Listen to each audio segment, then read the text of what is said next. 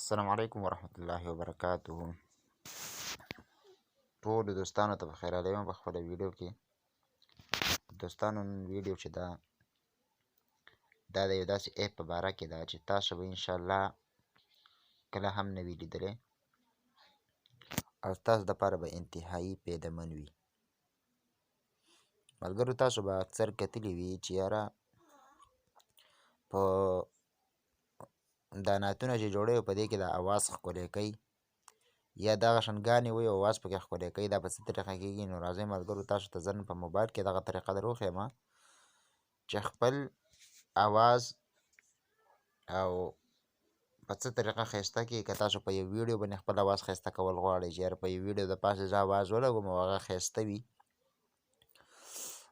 دغه شانتې ورپسې واله ملګرو یا داسې آډیو کول غواړئ چې په هغې کې تاسو آواز ښکلی راشي، نو د هغې دپاره زه تاسو ته نن دا ویډیو جوړولو والا یم.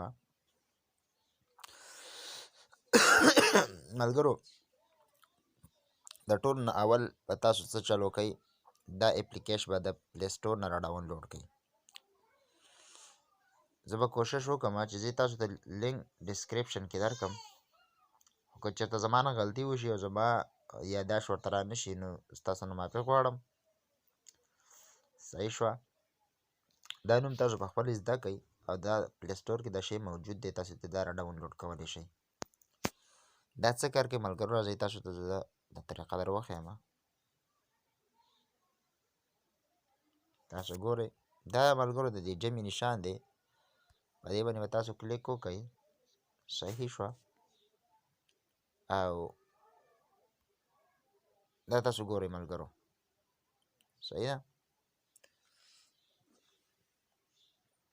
دې کې چې زه مثال په طور باندې څه خبرې کوم، دا خبرې د آواز ښایسته کوي. صحیح شوله. دې کې ملګرو دا د آډیو ریکارډینګ دی. تاسو په دې بره ځای کې ګورئ آډیو ویډیو. که تاسو په آډیو کې ریکارډینګ کول غواړئ او که په ویډیو کې ریکارډینګ کول غواړئ، په دې باندې هم آواز ښایسته کوي. دا په دې باندې قسمه قسم طریقې کول غواړئ. صحیح ده. په دې باندې به تاسو کلیک وکئ، تاسو به آواز ښکلی شي. لکه اول به اول ریکارډینګ کوي، بیا چې هغه تاسو په څه طریقه ښایسته کول غواړئ نو اول دا دی، دویم دا درې څلور آپشنې دي په دې کې. صحیح ده. په دې طریقه باندې تاسو خپل آواز په دې کې ښایسته کولی شئ. صحیح شوه. نو ملګرو ډېر کسان دا خواهش لري چې یاره موږ نعتونه ویو تلاوت وکړو په خوش اوازۍ سره، خو د هغه آواز خوش نه وي، ښایسته آواز یې نه وي. نو په دې طریقه باندې تاسو خپل آواز ښایسته کولی شئ. امید لرم چې دا ویډیو به تاسو ته پیدا درکړي. دا ویډیو که تاسو ته پیدا درکړي دا ویډیو شیر کړئ، لایک کمنټ وکړئ. مهرباني. السلام علیکم.